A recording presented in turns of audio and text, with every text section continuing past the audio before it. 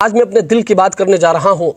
یہ باتیں اگرچہ کڑوی ہے لیکن حقیقت یہ ہے، آج مولوی کا بیٹا مولوی بننا نہیں چاہتا، آج امام کا بیٹا امام بننا نہیں چاہتا. کیوں؟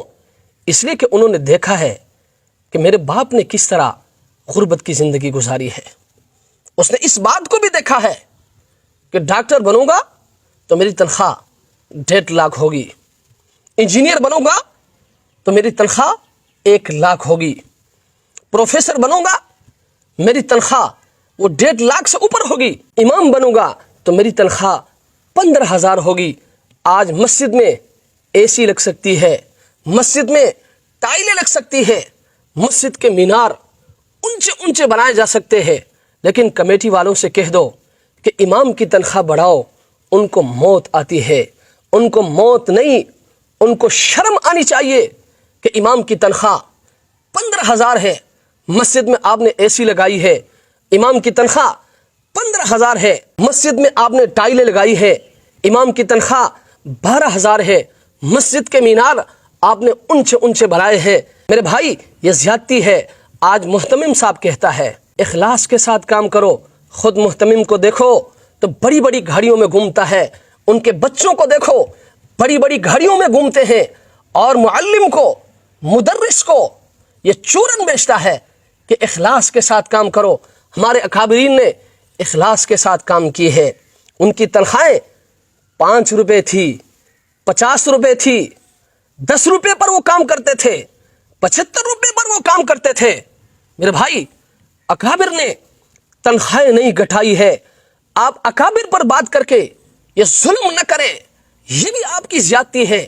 اکابر نے تنخواہیں نہیں گھٹائی ہے، اکابر کی تنخواہیں وقت کے معیار کے مطابق تھی.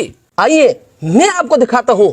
حضرت مولانا قاسم نانوتوی رحمۃ اللہ علیہ سوانح قاسمی کے مطابق آپ 10 روپے کے اجرت پر کام کیا کرتے تھے، اور اس وقت 10 روپے میں ایک بھینس خریدی جا سکتی تھی. آج کے حساب کے مطابق یہ تنخواہ تقریباً 1.5 لاکھ سے زائد بنتی ہے. آپ مجھے دکھائیں نا کوئی معلم ایسا ہے جس کی تنخواہ 1.5 لاکھ سے زیادہ ہو. آپ مجھے بتائیں نا کوئی مدرس ایسا ہے جس کی تنخواہ 1.5 لاکھ سے زیادہ ہو. آپ مجھے بتائیں نا، آپ مجھے دکھائیں نا کوئی امام ایسا ہے جس کی تنخواہ 1.5 لاکھ سے زائد ہو. اسی طرح حضرت شیخ الہند رحمۃ اللہ علیہ حضرت گیلانی کی کتاب کے مطابق آپ کی تنخواہ 75 روپے تھی. 50 روپے میں آپ گھر چلاتے تھے اور 25 روپے آپ دارالعلوم کو واپس کرتے تھے، اور اس وقت 75 روپے میں ایک پلاٹ خریدا جاتا تھا. آپ مجھے بتائیں نا آج کوئی معلم ایسا ہے، کوئی مدرس ایسا ہے، کوئی قاری ایسا ہے، کوئی امام ایسا ہے کہ جس کی ایک تنخواہ سے ایک پلاٹ خریدا جا سکتا ہو. اسی طرح حضرت تھانوی رحمۃ اللہ علیہ کے بارے میں آتا ہے کہ علیحدگی کے وقت آپ کی تنخواہ 50 روپے تھی. جب 500 روپے جمع ہو گئے تو حضرت نے فرمایا کہ اب مجھ پر حج فرض ہو گیا، یعنی 10 ماہ کی تنخواہ سے حج ممکن تھا. اور آج حج کے لیے کم از کم 13 سے 15 لاکھ روپے درکار ہے. آپ مجھے بتائیں نا کوئی امام ایسا ہے، کوئی معلم ایسا ہے، کوئی مدرس ایسا ہے جس کی سالانہ تنخواہ سے حج ممکن ہو. میرے بھائی اکابر نے تنخواہیں نہیں گھٹائی ہے، آپ نے نظام کو بدلا ہے. آج کا نظام کیا ہے؟ آج کا نظام یہ ہے کہ مہنگی مسجدیں، سستا امام، عظیم الشان مدرسے، محتاج معلم، لاکھوں کے چندے، ہزاروں کی اجرت، محتمم کروڑ پتی، اور معلم، مدرس، امام فاقہ کش.